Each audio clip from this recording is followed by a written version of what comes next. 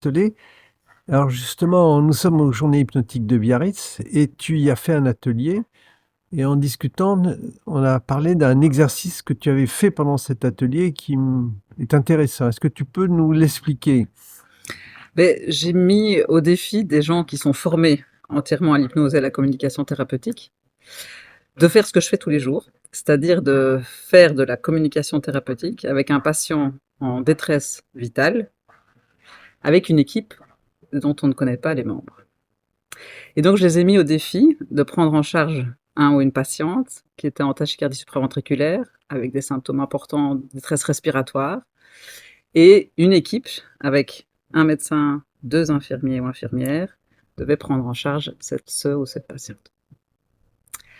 Et j'ai demandé à 2 observateurs de regarder tout ce qui était du côté médical, c'est pas ça qui était l'important. Ce qui était important, c'est de voir comment ce groupe allait fonctionner, comment toutes ces personnes qui sont formées allaient ensemble créer cette prise en charge du ou de la patiente avec comme mot d'ordre, vous faites comme si c'était Oui, le meilleur des mondes. oui, c'est une mise en Une mise en situation. situation, exactement. Et donc c'est très intéressant surtout de voir comment est-ce que les gens vont s'articuler. Est-ce que certaines personnes auront envie vraiment de mettre leur petit grain de sel, leur petit outil hypnotique qu'ils utilisent à eux?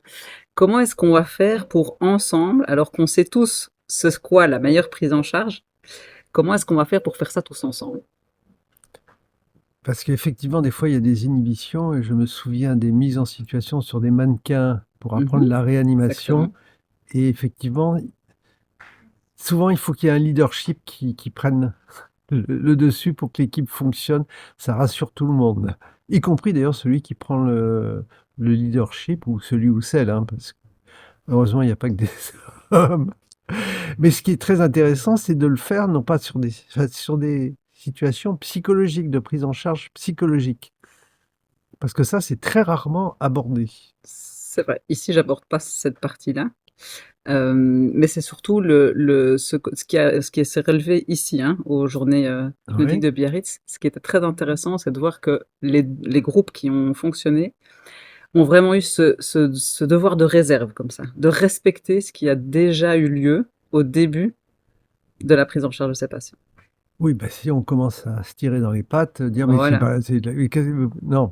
Mais ça n'arrive pas dans tous les groupes où j'ai proposé cet atelier. C'est ce que je veux dire. C'était un peu exceptionnel ici et c'était très, très, bienveillant et avec, vraiment c'était un peu émouvant de voir que chacun a pu quand même vraiment développer tout le talent de ce qu'il sait faire autour de ces, pseudo-malades qui ont très bien joué le jeu d'ailleurs. D'accord, ben, je trouve que ces journées hypnotiques là, elles ont été rudes pour les stagiaires. Parce que ça, je sais pas si les gens s'y attendaient et ça a dû beaucoup Faut les secouer. les secouer. Et Dominique Méglé, lui, nous a carrément fait traiter un patient qui ne voulait pas raconter son problème. Et on avait une demi-heure pour se débrouiller à le soigner, enfin à le prendre en charge.